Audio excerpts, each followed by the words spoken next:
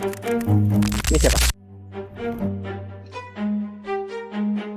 Nggak tahu. Oke. Pak ini? Nggak tahu juga. Ini dirayain nih setiap tahun. Kartini. Yes. Kalian tahu? Panis.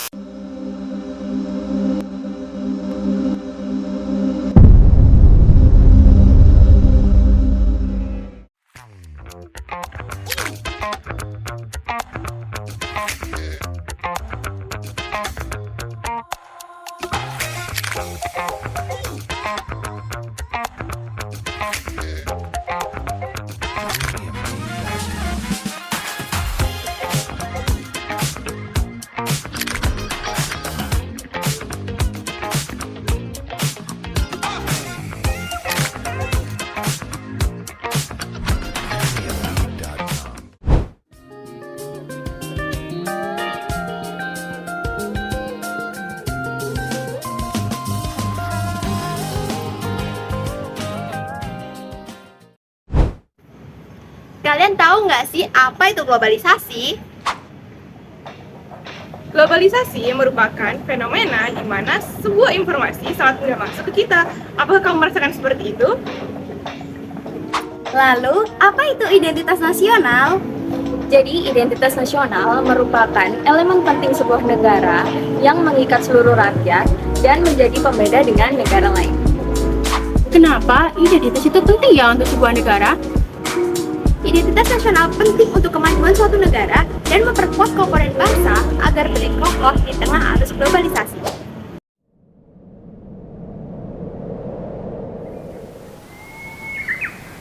Menurut perspektif saya, penting sekali karena dengan adanya kita mengenang jasa para pahlawan, terutama bagi anak muda seperti kita bisa belajar banyak mengenai sejarah, rasa ingin berjuang, dan mencerminkan nilai-nilai bela negara seperti cinta tanah air, rela berkorban, sadar berbangsa dan bernegara, dan memiliki kemampuan dasar bela negara. Sangat penting sekali, soalnya terbentuknya sebuah negara menjadi apa?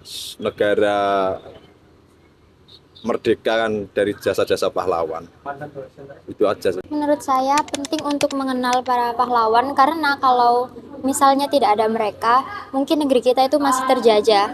Nah, maka dari itu penting untuk mengenal, bahkan untuk mengenang dan berdoa untuk mereka karena mereka itu telah berjasa untuk negeri ini.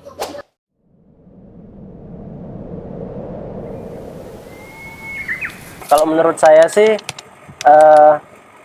perkembangan globalisasi itu cukup berdampak positif ya buat kita, meskipun juga ada dampak negatifnya. Tapi kalau dampak positifnya, kita lebih tahu pembelajaran itu nggak dari satu sisi aja. Jadi kita tahu dari media sosial, terutama seperti podcast, video, dan lain-lainnya. Menurut saya di era globalisasi ini banyak anak remaja zaman sekarang ini melupakan sejarah kepahlawanan, yang mana mereka sering hanya mempergunakan sistem media sosial ini untuk melihat berita-berita yang lainnya. Tapi untuk mengetahui kepahlawanan nasional, mereka kurang mengetahuinya.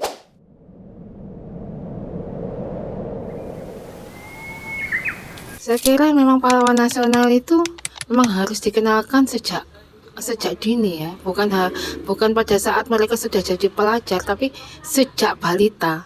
Misal dalam bentuk uang, gambar-gambar, itu kan sangat-sangat perlu diperkenalkan pada anak balita dengan kemampuan, kehebatan beliau-beliau, katakanlah Cut Nyadin, R.A. Kartini, bagaimana perannya R.A. Kartini terhadap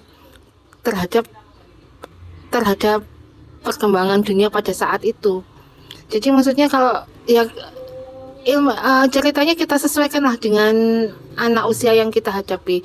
Nah itu untuk yang golongan anak-anak ya, balita-balita. Terus semakin besar lagi menginjak ke TK sudah dikenalkan gambar-gambar pahlawan lebih lengkap lagi. Kemudian saat SD dikenalkan lagi lebih detail lagi tentang perjuangan, kota mana yang mereka perjuangkan, daerah mana, dan mereka berasal dari mana.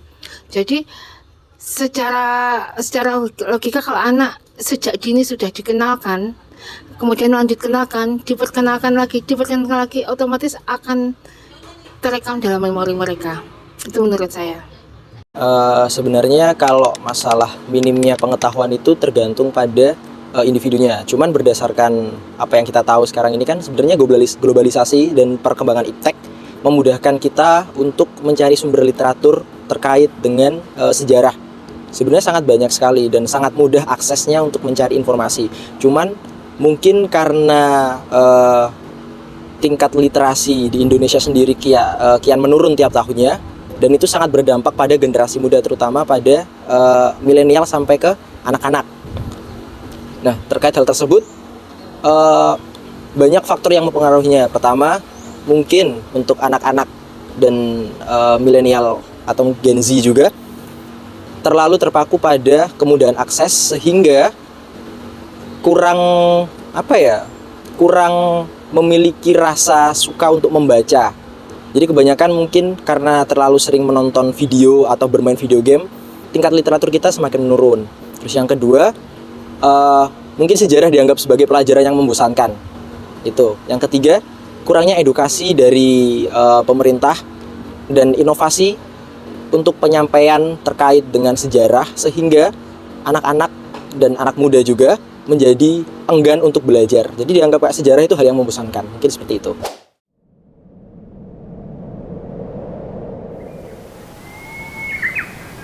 Peran pemerintah menurut saya bisa dilakukan dengan melakukan beberapa kolaborasi dengan media cetak atau publikasi, misalnya seperti membuat event di Hari Pahlawan dengan mengadakan lomba poster dengan tema pahlawan, dan hal itu berguna untuk mengenang jasa pahlawan yang sudah gugur mendahului kita.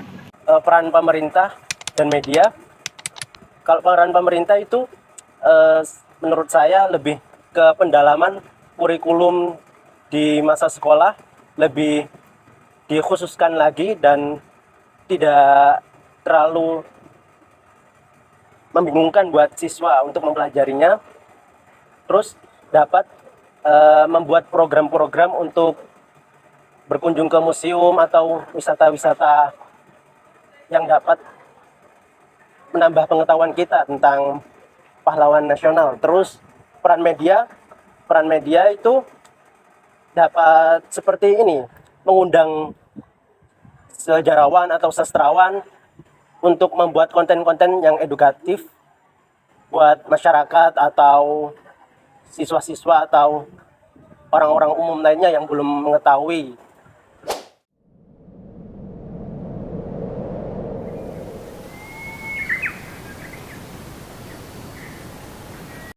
Untuk upayanya sebenarnya tergantung juga dengan tingkat umur.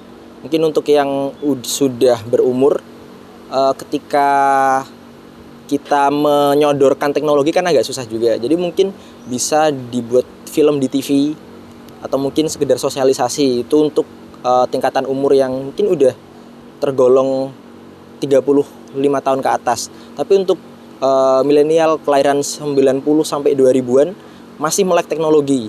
Terutama kita sekarang tahu kalau film itu marak sebagai media promosi. Nah, mungkin bisa juga dibikinin film terkait dengan pahlawan, tapi jangan sekedar kayak film-film zaman dulu yang mungkin isinya perang aja, tapi dilihat dari sudut pandang lain. Mungkin dikasih bumbu-bumbu romansa itu boleh, atau mungkin dikasih bumbu-bumbu lebih ke pertemanan, tapi masih ada korelasinya dengan tema sejarah. Terus mungkin untuk anak-anak kita bisa bikinin video game atau mungkin video edukasi yang menyenangkan terkait dengan sejarah tentang pahlawan, seperti itu. Jadi salah satu solusi yang dapat diberikan itu untuk meningkatkan pendidikan sejarah dan inklusif dan mendalam di sekolah-sekolah. Selain itu, pemanfaatan teknologi dan media sosial untuk menyebarkan informasi mengenal pahlawan nasional juga bisa membantu generasi Z lebih mengenal mereka, bisa dari TikTok, Instagram, seperti itu. Untuk yang anak-anak sekolah itu bisa diperkenalkan pakai kalau ada acara itu 10 November bisa pakai baju pahlawan gitu dong. Kita ini sebagai orang Jawa Timur harus mengenal siapa pahlawan kita yang ada di Surabaya, terutama Bung Tomo itu yang pejuang kita. Aku ada saran atau ide untuk nobar nonton bersama film-film pahlawan, misalnya kan kumpul-kumpul bisa tahu oh ini perjuangan pahlawan pada masanya dulu.